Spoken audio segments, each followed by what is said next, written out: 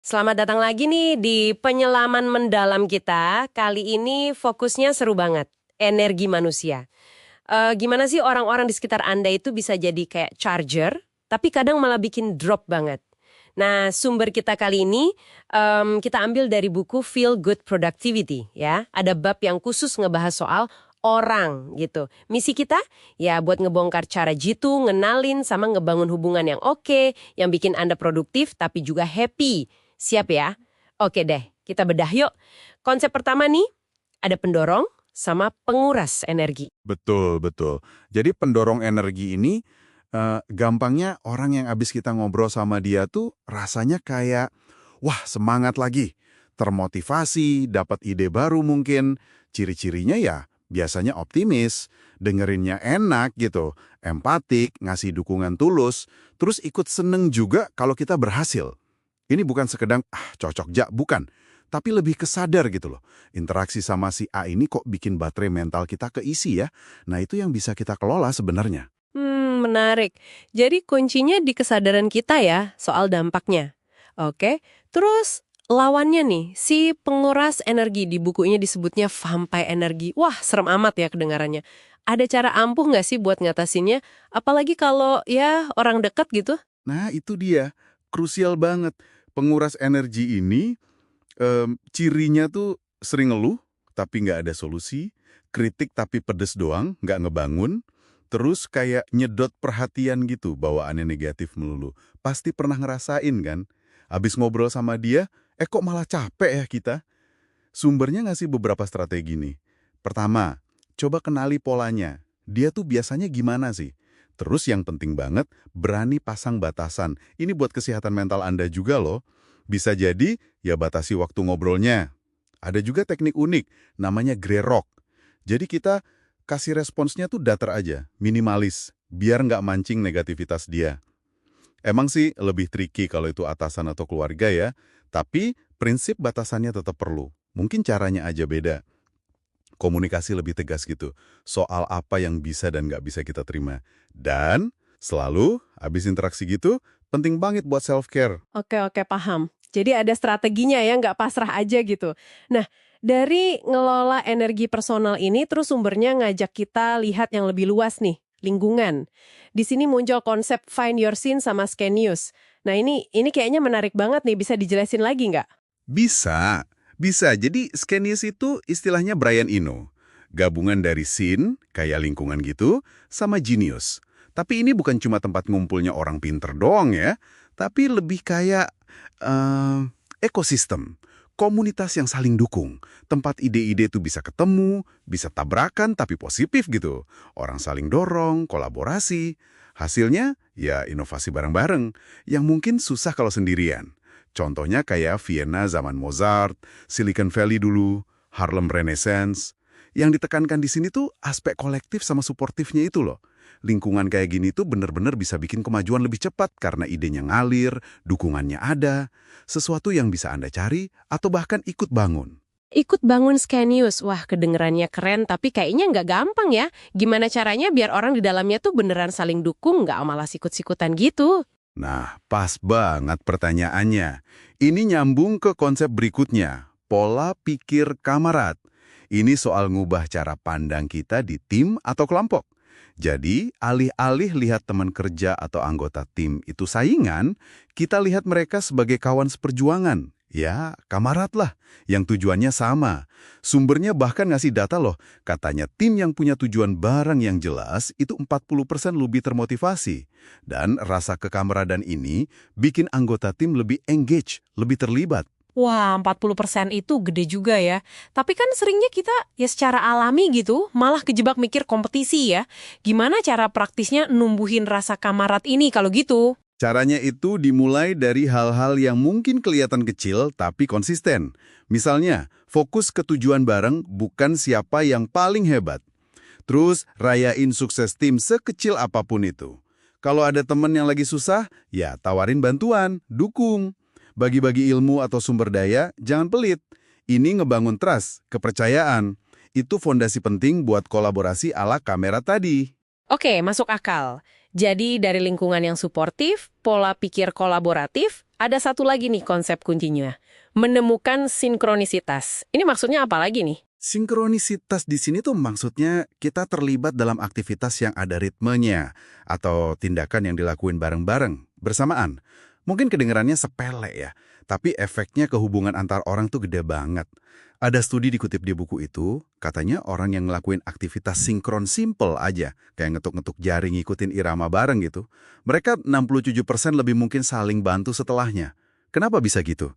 Ya karena aktivitas barengan, ini kayaknya micu rasa empati. Koneksi emosionalnya jadi lebih dalam gitu. Bahkan antar orang yang baru kenal. Pemanasan tim olahraga bareng-bareng itu termasuk? Atau stand-up meeting pagi yang gerakannya sama semua? Atau bahkan makan bareng keluarga tanpa pada main HP sendiri-sendiri? Nah, itu dia. Contohnya pas banget.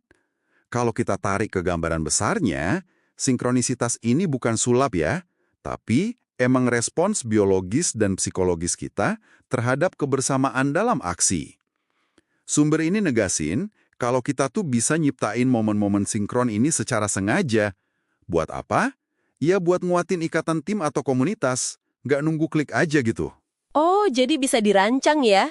Gimana tuh cara nyiptainnya secara sengaja? Di kantor atau di lingkungan sosial kita gitu? Bisa dimulai dari yang simpel aja.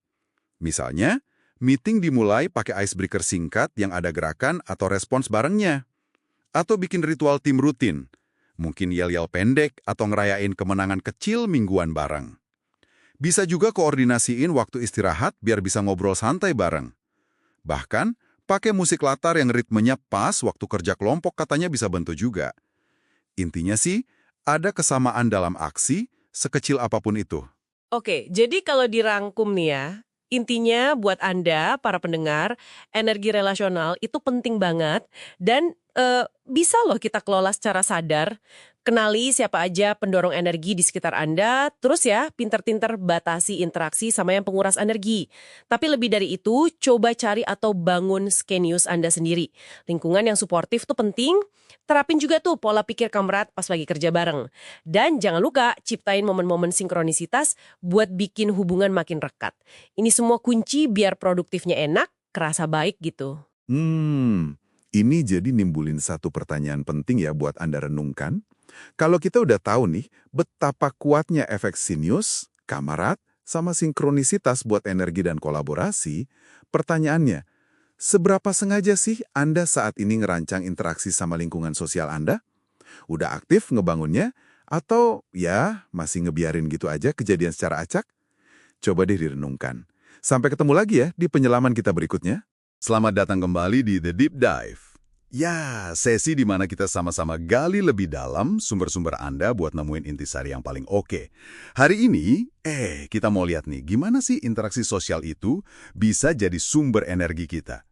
Kadang nggak kepikiran ya, kita fokus ke ide kayak, semangat penolong atau helpers high, sama kunci komunikasi efektif yang udah Anda kumpulin materinya. Betul sekali. Topik yang menarik banget. Nah, misi kita hari ini yaitu bongkar gimana sih caranya membantu orang lain, terus cara kita minta tolong yang benar, sama strategi komunikasi, baik buat kabar baik maupun yang kurang baik gitu, bisa isi ulang energi kita dan ya, perkuat hubungan. Ini semua dasarnya dari materi Anda loh. Siap, udah nggak sabar nih. Oke, mari kita bedah ini bareng-bareng ya. Pertama, ada fenomena yang cukup unik, helpers high. Udah pernah dengar kan? Iya, sering disebut itu. Kayak dapat suntikan energi gitu pas kita habis bantu orang lain. Salah satu artikel yang Anda share itu nyebutin, ini ada kaitannya sama pelepasan endorfin. Hormon bahagia itu ya? Betul, kimia bahagia di otak kita. Katanya sih efeknya bisa lumayan tahan lama juga. Iya, dan ini penting ya, ini bukan cuma sekedar rasanya enak gitu aja, ada sains di baliknya.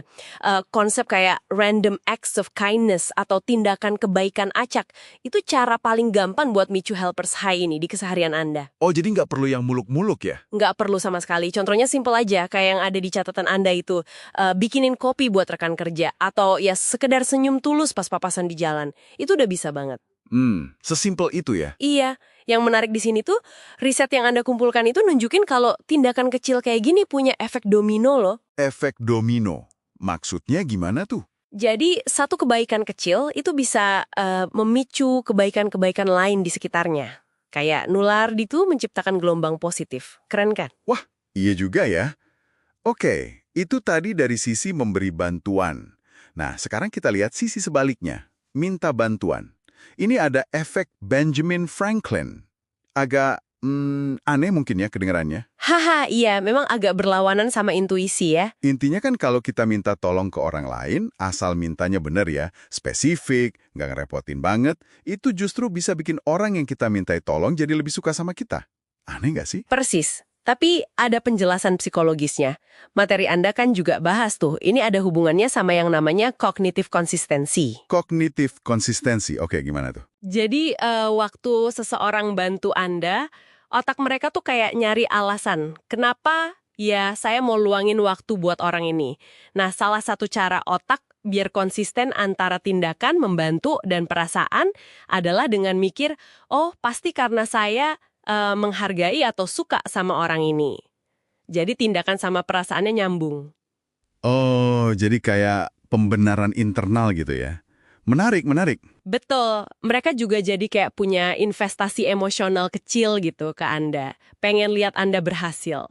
Nah, ini penting banget berarti cara kita mintanya ya. Jangan sampai salah, kayak jangan mulai dengan, maaf nih, ganggu banget gitu ya. Nah, itu dia. Itu malah bikin posisi Anda kayak beban. Sebaliknya, salah satu sumber Anda kan ngasih contoh bagus tuh. Coba bilang gini, saya tuh kagum banget sama keahlian Anda di bidang, sebutin spesifik, misal analisis data. Boleh nggak ya saya minta masukan singkat buat sebutin hal spesifik, misal draft laporan ini. Perspektif Anda pasti ngebantu banget. Wah, beda banget ya. Rasanya jadi ada pujiannya, spesifik, dan jelas apa yang diminta. Tepat. Ini ngubah permintaan tolong jadi kesempatan buat orang itu merasa dihargai dan ya kompeten. Mereka jadi bisa bersinar gitu. Oke, sip. Paham nih soal minta tolong. Nah, setelah itu, kita pindah lagi ke sisi komunikasi Anda sendiri. Materi Anda kan menekankan pentingnya over-communicate. Komunikasi berlebih, tapi dalam arti yang positif ya. Betul. Baik untuk hal yang bagus maupun yang agak menantang. Kita mulai dari yang bagus dulu deh. Ada konsep kapitalisasi. Ini soal kabar baik ya. Iya, kapitalisasi. Ini bukan cuma soal Anda cerita kabar baik Anda sendiri loh, tapi juga, dan ini penting banget, gimana Anda merespons waktu orang lain cerita kabar baik mereka. Oh, jadi dua arah ya. Iya, respons yang paling bagus itu menurut materi Anda namanya aktif konstruktif. Contohnya nih misal, teman Anda cerita dapat promosi. Jangan cuma bilang, selamat ya. Terus gimana dong? Respon dengan antusias kayak, wah keren banget, selamat ya. Aku tahu loh kamu udah kerja keras banget buat ini. Ceritain dong gimana awalnya bisa dapat promosi itu. Gitu.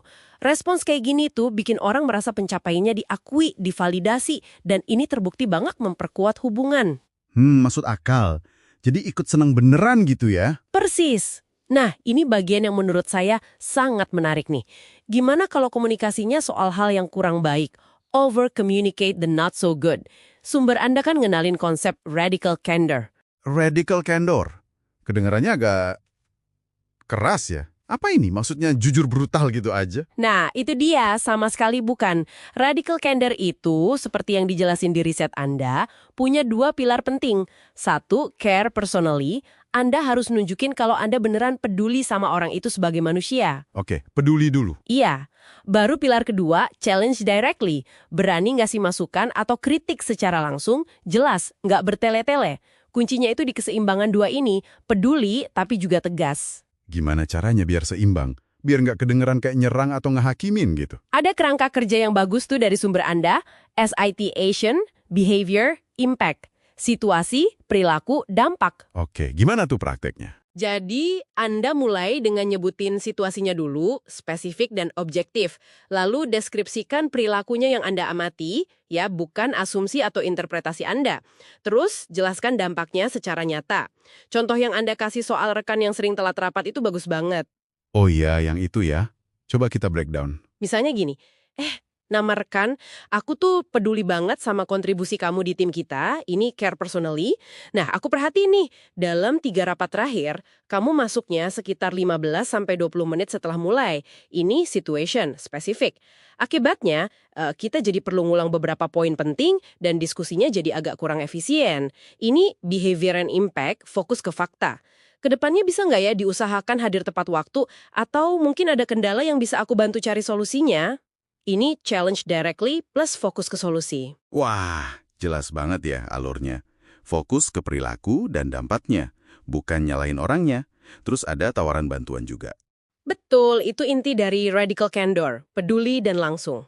Oke, jadi setelah kita bahas semua ini, helpers high, efek Benjamin Franklin, kapitalisasi, radical candor. Apa nih artinya buat Anda para pendengar? Ringkasnya ya, ada beberapa poin kunci yang bisa kita ambil. Silakan. Pertama, ngebantu orang lain itu beneran bisa jadi charger energi buat Anda, lewat helpers high tadi. Kedua, minta bantuan, kalau caranya bener, itu bukan beban loh buat orang lain, malah bisa jadi hadiah yang bikin mereka merasa dihargai. Setuju banget. Ketiga, komunikasi yang disengaja, yang direncanakan. Baik itu ngerayain kabar baik dengan antusias, atau ngasih masukan sulit dengan tetap peduli tapi juga lugas. Itu tuh fondasi buat bangun hubungan yang kuat dan saling dukung. Iya. Ini semua jadi memunculkan satu pertanyaan penting ya buat direnungkan. Apa tuh? Mengingat semua strategi ini yang kita dapat dari sumber Anda, helpers high, seni minta tolong, kapitalisasi, radical candor, gimana ya caranya Anda bisa mulai secara sadar gitu merancang lingkungan sosial Anda sendiri?